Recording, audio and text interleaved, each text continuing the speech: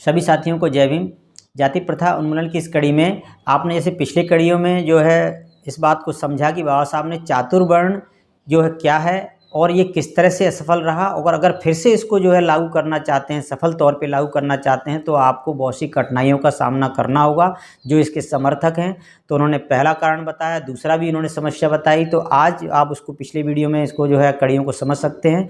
और अभी तक आपने इस चैनल को सब्सक्राइब नहीं किया तो सब्सक्राइब कर लीजिए और जो है बेल आइकन को जरूर दबा लीजिए ताकि इस तरह की वीडियो आप तक पहले पहुँचे।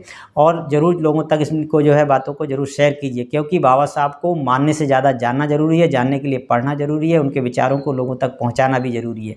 तो इसलिए तो चातुर्वर्ण व्यवस्था को जो है बनाए रखने के लिए एक तीसरा भी जो है बाबा साहब ने कहा, ये भी समस्या जो है आपके सामने आएगी यदि इनके समर्थक इसका समाधान ढूंढते हैं। तो उन्हीं के शब्दों में, चातुर्वर्ण की स्थापना के मार्ग में एक तीसरी कठिनाई भी है। अगर चातुर्वर्ण व्यवस्था स्थापित हो भी जाए तो उसे किस तरह से आप बनाए रख सकते हैं।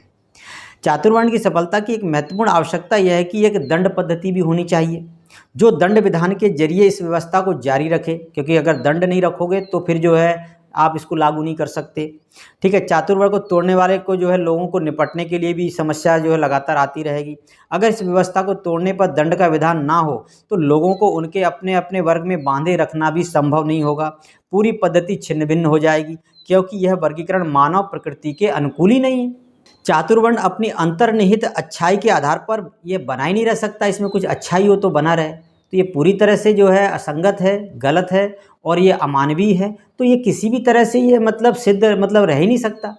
तो इसलिए बाबा साहब कहते हैं अगर बनाए रखना है तो आपको दंड विधान जो बहुत कठोर दंड विधान बनाना होगा। जैसे उस समय पहले बनाया गया था, जो मनुस्मृति बनाई गई थी, तो वो क्या कठोर दंड विधान ही था।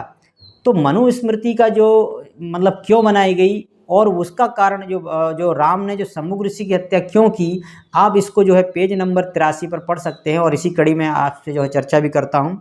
आगे बाबा साहब कहते हैं चातुर्वर्ण अपनी अंतर्निहित अच्छाई के आधार पर भी बना नहीं रह सकता, इसे कानून द्वारा ही लागू कराना होगा। दांडिक जो दंड का जो विधान है उसके बिना चातुर्वर्ण के विचार को चरितार्थ नहीं कर सकते। आपको विशेष कठोर दंड रखना ही होगा, तभी जो है आप कर सकते हैं इसको, जो आज जो है संभव इस तरह का नहीं है। तो इसका प्रमाण बाबा साहब कहते हैं कि रामायण की कथा में मिलता है, जिसमें राम ने शंभुक का वध किया था। कुछ लोग राम को दोषी मानते हैं कि उन्होंने जो है गलत हत्या की थी, लेकिन दरअसल बाबा साहब ने जो कारण बताया लोगों ने आज तक समझा ही नहीं। मेरे हिसाब से वो ठीक है अपने तरह से वर्णन कर रहे हैं, लेकिन बाबा साहब ने इस पर जो है जड़ पर प्रहार किया और उन्होंने ये कहा कि वास्तव में इसका दोषी वो चातुर्वर्ण व्यवस्था है, जिसके तहत जो है वह जो है शंभुक जो है शूद्र था, और शूद्र जो है जो ब्राह्मण का कार्य यानी शिक्षा देने का कार्य कर रहा था, यानी कि ब्राह्मण वर्ग के जो है उसके अधिकारों को एक तरह से उस पर अतिक्रमण कर रहे थे, हनन कर रहे थे। तो चातुर्वर्ण व्यवस्था को बनाए रखने के लिए राजा का ये कर्तव्य था कि जो है इसको मजबूती से बनाए रखे। तो इसीलिए जो है उसको कठोर दंड के रूप में जो है उनको यही मजबूरी भी मान लीजिए, कुछ भी मान लीजिए, उनको मृत्यु दंड ही देना था ताकि इस व्यवस्था को बनाए रखा जा सके।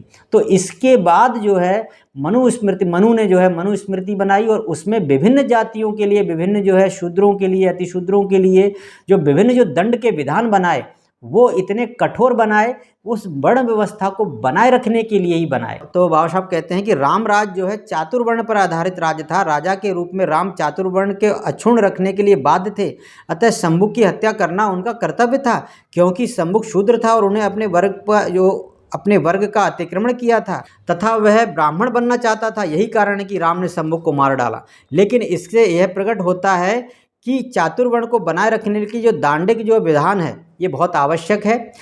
इसके लिए ना केवल दांडिक जो है यानी कि बल्कि मृत्यु दंड भी आवश्यक है। यही कारण है कि राम ने शंभुक को मृत्यु दंड से कम दंड नहीं दिया, उसको किसी तरह से कोई चेतावनी या दोबारा ऐसा ना करे या इस तरह से जो है माफ़ी मांगना या उसको छोड़ देना, ऐसा किसी भी तरह का जो है एक कोई भी रियायत नहीं दी, उनको सीधा मृत्यु दंड ही उनको दिया गया।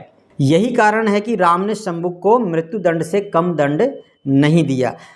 और यदि उस समय तो इतना था कि यदि कोई शूद्र वेद का पाठ करता है या वेद का पाठ सुन भी लेता है तो उसकी जिह्वा काट ली जाए, उसके कानों में पिघला हुआ शीशा डाल दिया जाए। तो चातुर्वर्ण के समर्थकों को यह आश्वासन देना होगा कि अगर वो वर्ण व्यवस्था लागू करते हैं तो मनुष्यों को वास्तव में वर्गीकृत करेंगे।